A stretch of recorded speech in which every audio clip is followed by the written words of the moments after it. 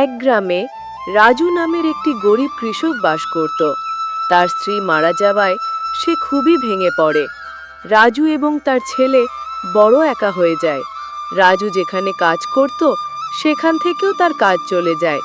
সে রাস্তায় রাস্তায় ঘোরে, কিন্তু কোনো কাজ পায় না। সে কাজ খুঁজতে খুঁজতে বড় ক্লান্ত হয়ে পড়ে। তখন সে একটা গাছের নিচে কুয়োর পাশে বসে থাকে। হঠাৎ দেখতে পেল তার সামনে দিয়ে একটা হাঁস যাচ্ছে।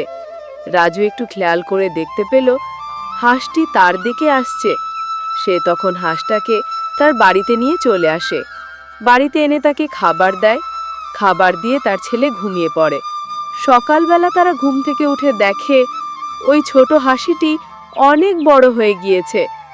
তখন রাজু চিন্তা করলো সে হাঁসটি বাজারে নিয়ে যাবে, এবং সে বাজারে নিয়ে যায়।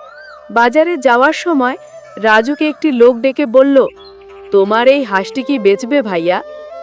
রাজু বলল হ্যাঁ। তারপর ওই লোকটির কাছে রাজু তার হাঁসটি বিক্রি করে দেয়।